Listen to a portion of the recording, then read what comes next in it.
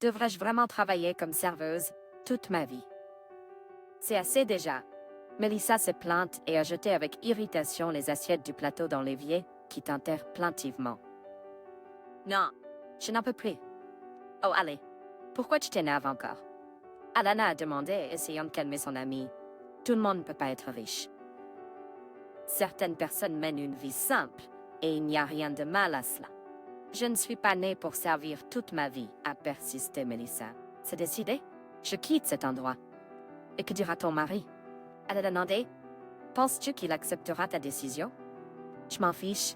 Je m'en fiche de ce qu'il pense. Quand nous nous sommes mariés, il m'a promis de me donner le monde entier. Bien, c'est les affaires, les voyages, l'argent. J'ai été dupée, en bref. Quel est le résultat? Je travaille comme une esclave ici pour des miettes, et lui. Il devrait gagner comme il l'a promis. Sinon, je le quitterai, a déclaré Mélissa, en sortant furieusement de la cuisine du café, en claquant la porte bruyamment.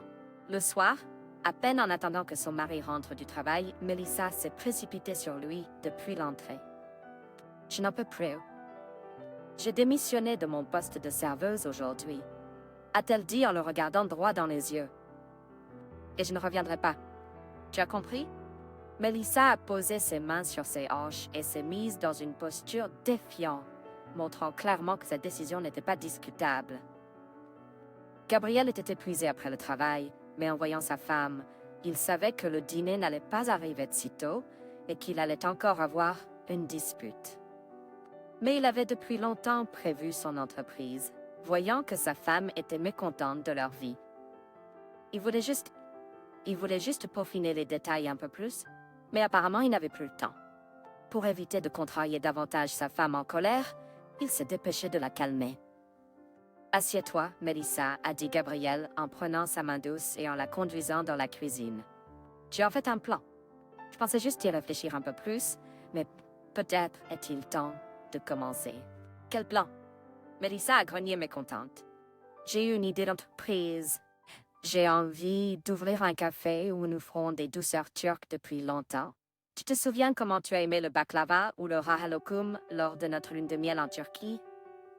Mélissa a hoché la tête. Elle était intéressée par l'idée de démarrer sa propre entreprise. Faisons-le, a-t-elle dit encouragée. Mais de quoi avons-nous besoin? Gabriel avait une liste de tout ce dont ils avaient besoin pour l'entreprise.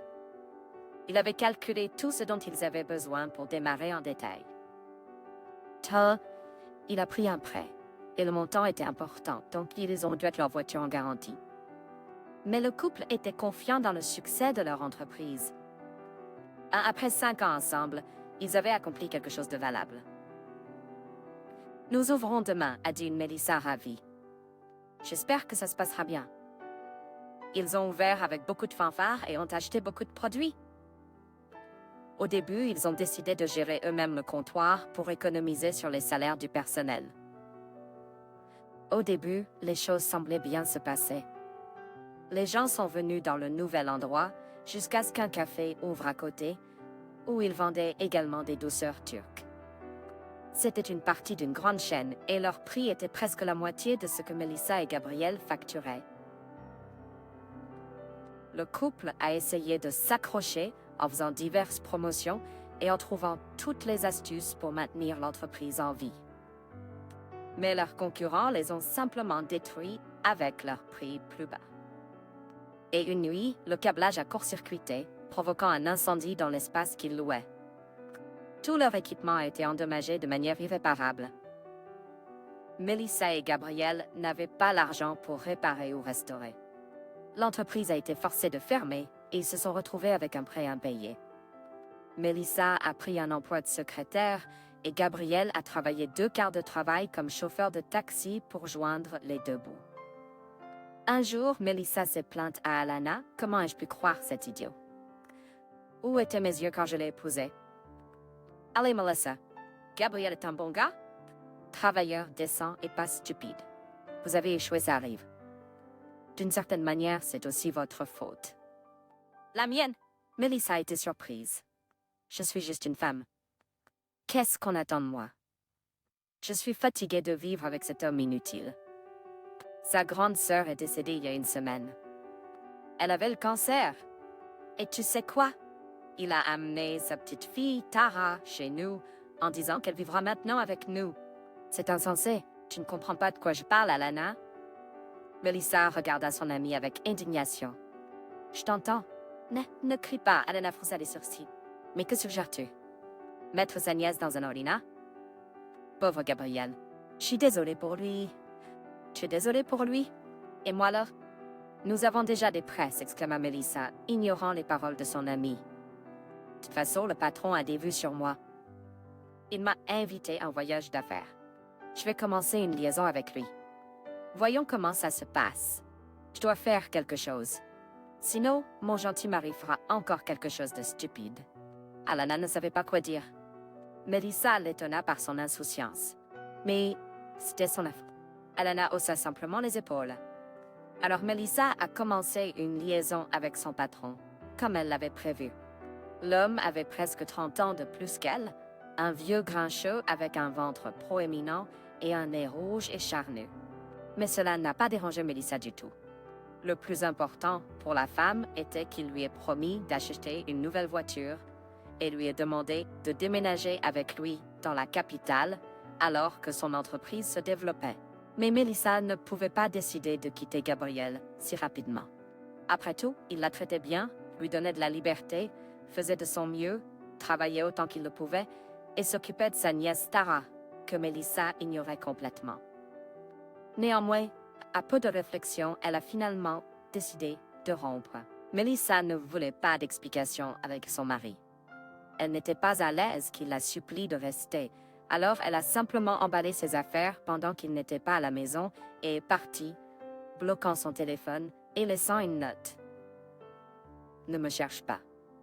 Elle était assise dans la voiture sur le siège avant et son amant était assis à côté d'elle, derrière le volant, sa main avec ses petits doigts gras sur sa jambe.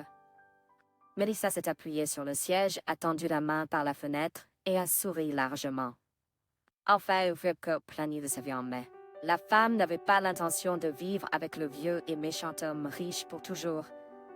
Elle prévoyait de recevoir de l'argent et des cadeaux de sa part, de s'installer dans la capitale, puis de trouver quelqu'un de plus jeune. En rentrant chez lui, Gabriel n'a pas tout de suite compris ce qui s'était passé. Mais quand il a finalement découvert la disparition de sa femme, il a été choqué. La petite Tara l'a rassuré, oncle Gabriel, ne t'inquiète pas. Tante Melissa reviendra certainement. Merci, cher, Gabriel sourit tristement. Ta tante n'a jamais disparu comme ça auparavant. Gabriel ne pouvait pas croire que Melissa était partie de son plein gré sans lui parler, ni lui expliquer. Il lui est venu à l'esprit que peut-être quelqu'un l'avait même kidnappée pendant son absence. Il est allé à la police, mais ils ont juste ri et lui ont dit d'attendre que sa femme infidèle se lasse de sortir. En 27 ans de sa vie, Gabriel avait déjà vécu sa deuxième tragédie. D'abord, sa sœur est morte, laissant sa fille sous sa garde, et maintenant sa femme bien-aimée l'a quitté. Il ne pouvait pas comprendre ni accepter qu'il se passait. Mis à part sa sœur, il n'avait personne. Leurs parents les ont abandonnés tous les deux quand ils étaient enfants, et ils ont grandi dans un orphelinat. Si ce n'était pas pour Tara, Gabriel ne savait pas s'il pourrait survivre à de tels coups du destin ou non. Mais la responsabilité envers la petite fille ne lui permettait pas de perdre complètement courage. Il se levait pour aller travailler tous les jours, faisait tout ce qui était requis comme un robot et s'endormait le soir, épuisé. Quelques années ont passé. Les dépenses augmentaient, mais il n'y avait pas de revenus. Dans leur petite ville, il n'y avait pas d'endroit où l'on pouvait gagner plus d'argent. Un jour, l'ancien ami de Gabriel, Tom, l'a appelé, lui qui avait déménagé dans la capitale il y a quelques années. « Gabriel, salut !» Il l'a joyeusement salué au téléphone. « Nous n'avons pas parlé depuis 3 ans. »« Comment vas-tu, mon pote ?»« Longtemps mais sûrement, » Gabriel a répondu. « J'appelle parce que, ne pense pas à quelque chose de mal. J'ai juste entendu dire que ta sœur est morte, a laissé sa fille, et ensuite ta femme a disparu. Je réfléchissais à comment t'aider, Gabriel. Je n'ai pas appelé parce que je ne savais même pas quoi dire dans une telle situation. Et maintenant, j'ai un beau sujet. Je te propose un emploi dans la capitale. Quel genre d'emploi, Tom? Gabriel nomme. Il est inspiré parce qu'il savait que Tom ne proposerait rien de stupide. Je trouve Fabio un homme d'affaires sérieux. Il élargit son personnel et a besoin de bons chauffeurs. Je t'ai immédiatement recommandé. Il paie bien pour un bon travail. Tu pourras déménager ici, louer un appartement et trouver une bonne école pour ta nièce. Qu'en penses-tu? Gabriel, bien sûr, a tout de suite accepté. Il a déménagé en ville avec Tara, a loué un appartement et la fille s'est inscrite à l'école. La nièce a dû grandir après la mort de sa mère.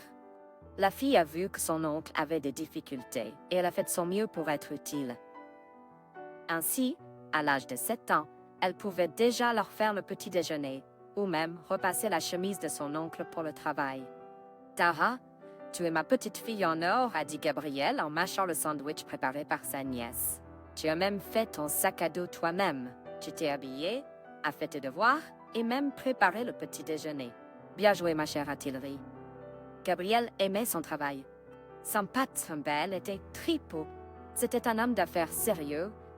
Et lors de leur première rencontre, il a dit qu'il appréciait toujours ses employés pour leur loyauté et leur bon service et ne les abandonnait jamais. Et Gabriel savait qu'il ferait de son mieux pour ne pas décevoir son patron. Dans la maison où il travaillait, il a rencontré Eleanor. Elle était assistante ménagère, une jolie jeune femme de 25 ans. Si Eleanor n'avait pas flirté avec Gabriel elle-même, il n'aurait pas osé l'approcher. Finalement, les deux sont devenus amis. Eleanor a dit qu'elle venait d'un village où elle avait été élevée par ses grands-parents.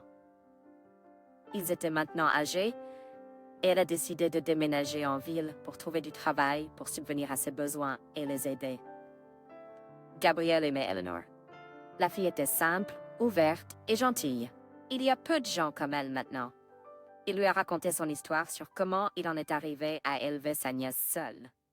Je dirais même que je ne l'élève pas du tout, a souri Gabriel. C'est plutôt elle qui prend soin de moi. Eleanor a vraiment aimé le nouveau chauffeur et elle est progressivement devenue une partie de sa vie comme seule une femme pourrait le faire. Elle a rencontré Tara et a tout de suite aimé la petite fille. Et comment ne pas aimer cet adorable enfant avec les yeux d'une femme mature? Elles sont devenues amies. Finalement, Eleanor a commencé à aider Tara avec ses devoirs et parfois à cuisiner le dîner si Gabriel était en retard pour le travail. Tape. Elles sont devenues de proches amies.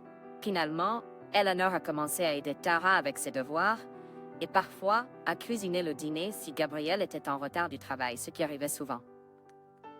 Elle est même restée dormir quand c'était nécessaire. Ainsi, une année s'est écoulée. Un jour, M. Bell a demandé à être conduit à une fête. « C'est un grand jour aujourd'hui, Gabriel, a dit M. Bell avec joie. L'affaire se concrétise enfin. » Félicitations, M. Bell a sincèrement réjoui Gabriel pour son patron. Quand ils sont arrivés dans une immense demeure et ont conduit à l'intérieur, le patron est sorti et a ordonné à Gabriel de le suivre. « Viens avec moi. J'ai besoin de toi là-bas. Si j'ai besoin d'apporter des documents de la voiture, je te demande. Tout doit être fait rapidement, tu comprends, avant que l'une ou l'autre partie ne change d'avis. Attention, ils se sont approchés de la piscine.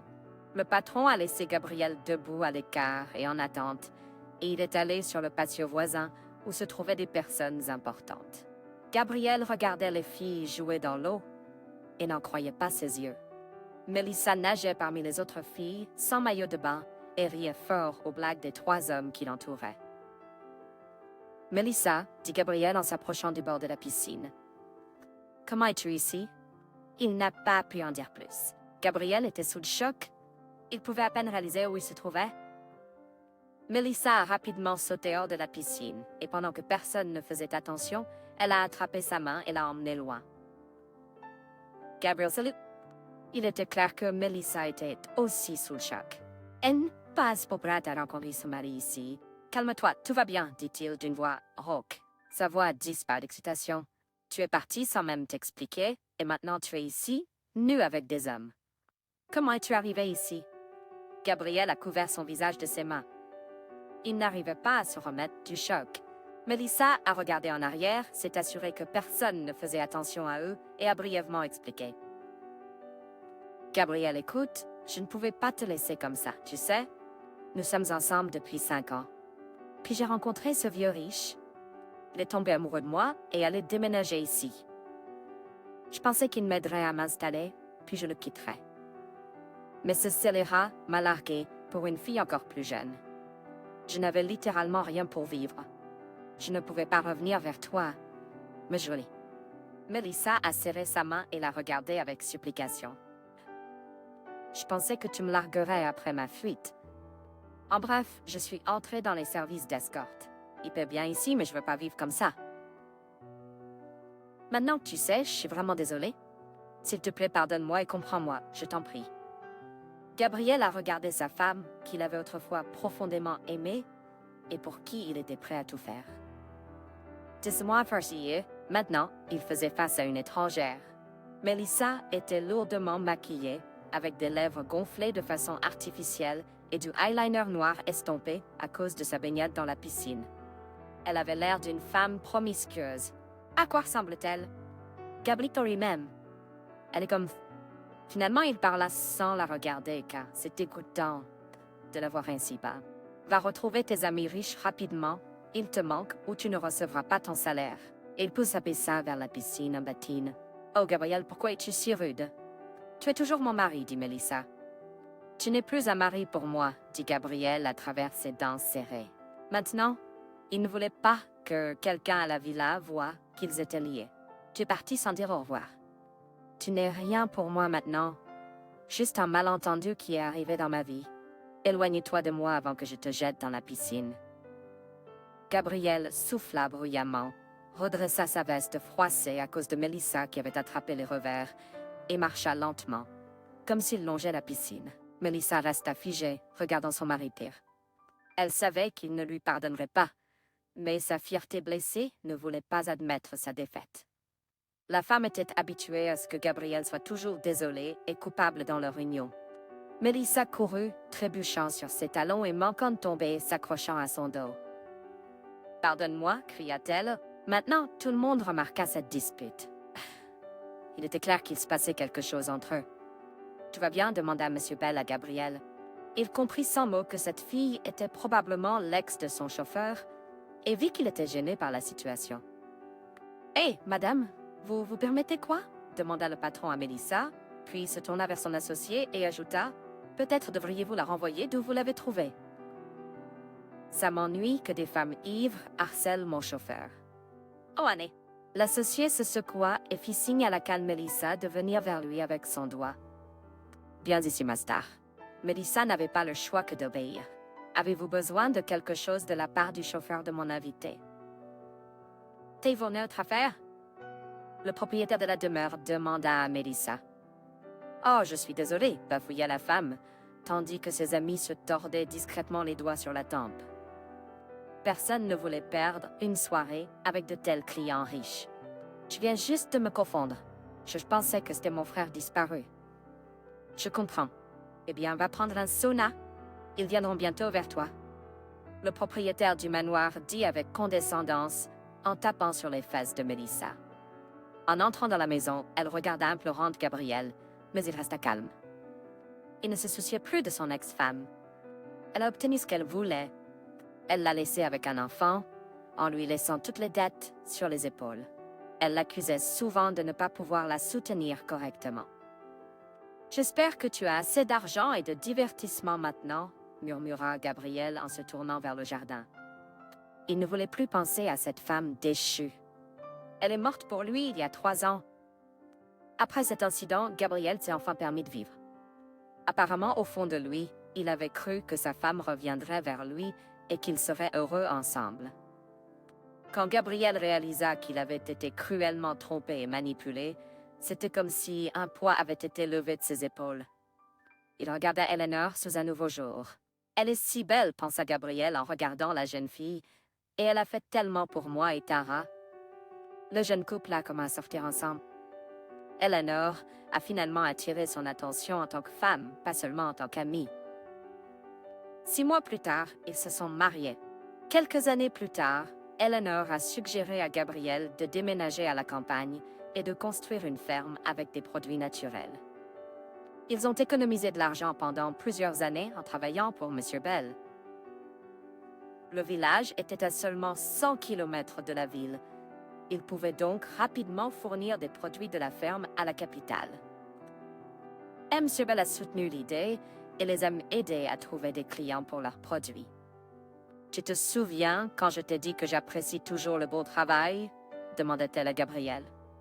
Alors, fais la promotion de ton entreprise. Les produits frais de la campagne sans produits chimiques sont une tendance de notre époque. Je serai ta première cliente et je te recommanderai à tout le monde. Cette fois, tout a fonctionné pour Gabriel. C'est ainsi que cette histoire s'est terminée. Et vous, mes chers téléspectateurs, n'oubliez jamais que vos proches seront avec vous dans les moments de tristesse et de joie, et que ceux qui vous abandonnent dans un moment difficile ne sont que des compagnons temporaires qui ne méritent pas que vous pleuriez pour eux. Et peut-être pas tout de suite, mais si vous êtes sur le bon chemin, le destin finira par vous sourire et vous réussirez certainement.